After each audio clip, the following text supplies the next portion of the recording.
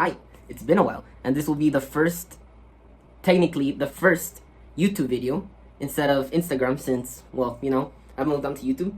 So yeah, let's get started with quadratics, an Algebra 2 version and an SAT version. Let's start with the basics before we move on to the actual algebra. So essentially what a quadratic function is any function that has an x, a variable, raised to the second power only. Yes, it does fit into the category of polynomial functions, but we're not going to get into that right now. But quadratic functions focus only on functions raised to the second power with a degree of 2. This type of function is always represented by a U-shaped graph known as a parabola. It always does this movement, or we're going to get into that. It can be the other way around. It can be negative. These are the basic components. These are the basic components of a parabola, or in this case, a quadratic function. First of all, you have the vertex. The vertex is basically either the minimum or the maximum point of the parabola. In this case, this would be the vertex of this parabola, and the axis of symmetry is a vertical line that goes through the vertex that also basically resembles a mirror. What's on this side is exactly the same on this side, and it's reflected on the line x equals a, as you can see right here.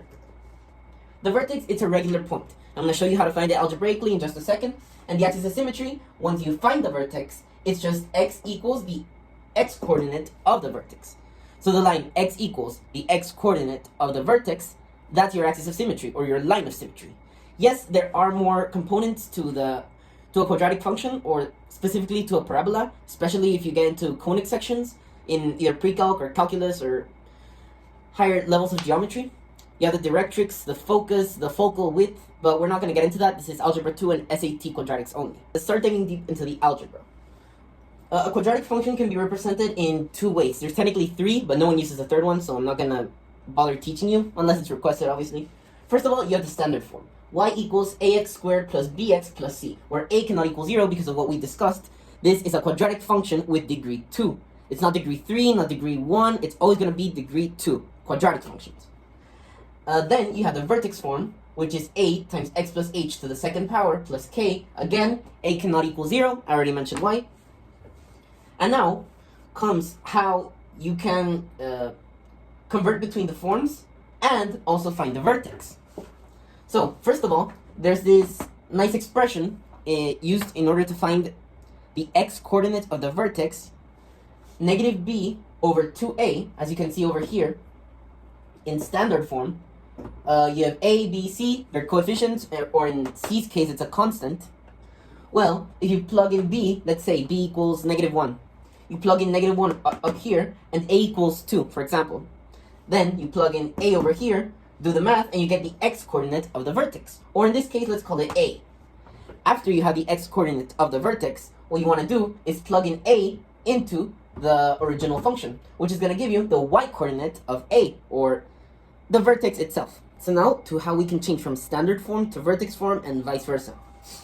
Alright, in order to go from standard form to vertex form, you have to first of all find the vertex, and that's it. That's literally all you have to do. Find the vertex, find the y-coordinate. Once you have the vertex, well, it's solved, basically. You just have to put it in this form. A remains the same, A stays the same. The only thing that changes is h and k. But what are h and k? Does it stand for something? No. The vertex, x comma y, is h comma k. Could not get any simpler. Although, if x is positive, like over here you get a positive number, you're going to write it as x minus h. And if you get something negative over here, you're going to write it as x plus h. This is a little confusing because it has to do with transformations, and I don't really want to get into that. But you get the idea, right? It's here if you need it. And then from vertex form to standard form, it's even simpler, ironically enough. You just have to expand the expression, this squared, a times all of this, then distribute the a, add the k to the constant, and boom, you're back here. It's really simple. This one doesn't require anything. It's basic algebra to get to standard form. But from standard form, you need to find the vertex and then, plug in. This is just some general knowledge about quadratic functions. So, you have your standard form, and this also applies for a vertex form. If a, this coefficient, is greater than 1, it's going to be a lot smaller. But if it's a fraction, a regular fraction, not an improper one, because that would mean it's greater than 1, but if it's a regular fraction, it's going to be much wider. It's going to have a greater focal width. But if a is negative, well, what changes? It just flips. That's literally it. if it flips the absolute value of a, or a value that's always positive, which is the same concept, this is just when it's flipped. If the absolute value of a is greater than 1, it's going to be really small, really, what's it called? It's not going to be wide. And if a is a fraction, the absolute value of a is a fraction, then it's going to be a lot wider. Let's get something straight. I'm not showing you how to factor, but this is literally the way you're always going to use to find solutions to a quadratic equation. If you already didn't know, a solution to any type of function just means where does the function equal 0?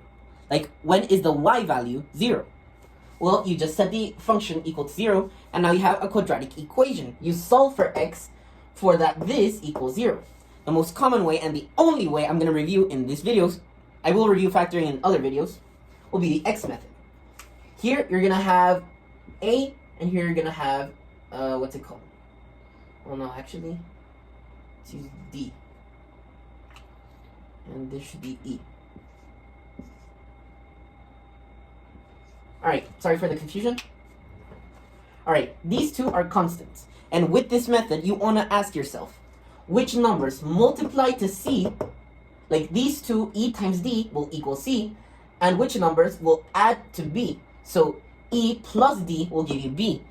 There will always be numbers that will follow these, what's it called, conditions.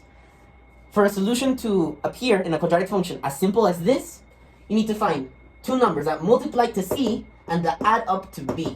Simple as that. And that's all I'm going to teach you for now. If you're new to quadratics, I suggest you stop watching now. I've covered all the basics. This is, well, heavy material. Let's just put it that way. As someone who took the SAT, I know for a fact that those guys that make the test, College Board I think, really like their quadratics. And it sucks sometimes because some of them can be really hard even for me. But, well, these are the essentials for quadratic functions or equations in the SAT. First of all, obviously, the quadratic formula. You can't go wrong with it. If something isn't factoring right, and you're already a master at factoring, use the quadratic formula. Don't overcomplicate yourself. You can find the roots really easily. You can find if the roots are positive or negative. I don't know. But you always got this. Alright, these two are actually not even official equations that they teach you during Algebra 2, Algebra 1, where whenever you learn quadratics, you don't even learn these two. I learned these studying for the SAT. So, if they ever ask you what is the sum of the roots, because most of the time a quadratic function is going to have two roots, you use this expression. You know the standard form. I don't need to remind you of that, but you know the standard form. So, negative b over a. Now, same thing applies for the product of roots, is c over a. Don't overcomplicate yourself. And remember, if you see something like, blah, blah, blah, t squared plus something, something, something, t plus a constant, pay very, very close attention to the structure. If you see something squared, or it's just a regular term, and here there's a huge expression, always think about a quadratic. If you see a squared term, always think of a quadratic. That's how they get you. They put really big expressions, and they expect that you don't have to do anything with quadratics. Well, you have these three, you have the standard form, you got it. Just as long as you know all this, you're pretty much done with quadratics in the SAT. I can't help you with anything else, or at least not yet. Yeah, that's it.